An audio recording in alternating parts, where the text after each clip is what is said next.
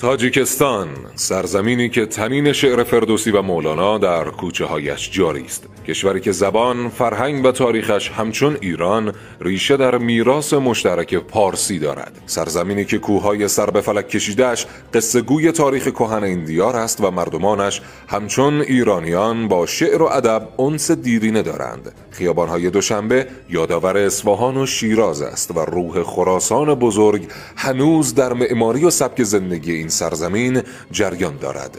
در چنین بستری سفر دکتر مسعود پزشکیان رئیس جمهور ایران به تاجیکستان فراتر از یک دیدار سیاسی، سفری برای بازخوانی پیوندهای دیرینه‌ای بود که قرنها میان دو ملت جاری است. این دیدارها که در فضای گرم و صمیمانه برگزار شد، به تحکیم روابط سیاسی و اقتصادی و همچنین احیای اشتراکات فرهنگی و تاریخی دو کشور کمک کرد.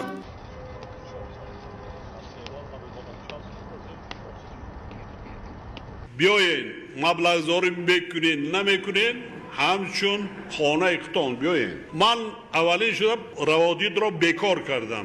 هر وقتی که میخواین همراه فرزنداتان بیاید رفت آمد کنید. ما احیا کنیم رسم و آیین‌های ملی تاریخی گذشته خود را.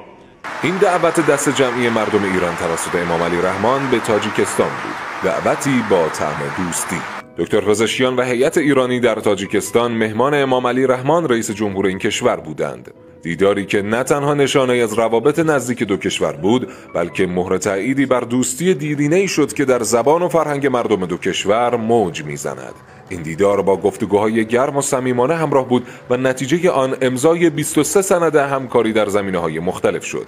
گامی تازه برای همکاری. رئیس جمهور ایران علاوه بر نشست‌های سیاسی و اقتصادی در جمع اساتید و دانشجویان دانشگاه علوم پزشکی ابن سینا نیز حضور یافت. وی با تاکید بر اهمیت همکاری‌های علمی و آموزشی گفت: ما برای خود هیچ هدفی را بالاتر از تأمین سلامت مردم خود و مردم جهان نمی‌بینیم. کسانی که به دنبال جنگ و خونریزی هستند به لحاظ فکری انسان‌های سالمی نیستند. رو سینه را چون سینه‌ها هفتاب شوی از کینه‌ها، وانگه شراب عشق را پیمانه شو باید که جمله جان شوی تا لایق جانان شوی. گر سوی مستان می روی مستانه شو گوید سلیمان مر تو را بشنو لسان و طیر را.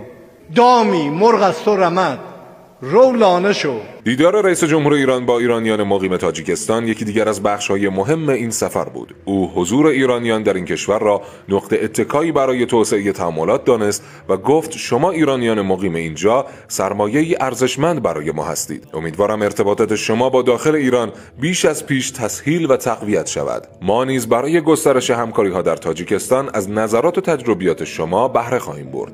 سفر دکتر پزشکیان به تاجیکستان تنها یک دیدار رسمی نبود. این سفر بازخوانی دوستی‌هایی بود که از گذشته داشتند و حالا با این گام‌های تازه آینده‌ای روشن‌تر را پیش رو دارند. از امضای توافقنامه‌های اقتصادی گرفته تا حذف روادید برای ایرانیان، همه نشانه‌هایی از آینده‌ای پرامید در روابط تهران و دوشنبه هستند. اما شاید مهمترین دستاورد این سفر همان حس نزدیکی و همدلی باشد که میان دو ملت موج می‌زند. حس مشترکی که در شعرهای حافظ و سعدی جاری است و هنوز در دل مردمان ایران و تاجیکستان زنده است.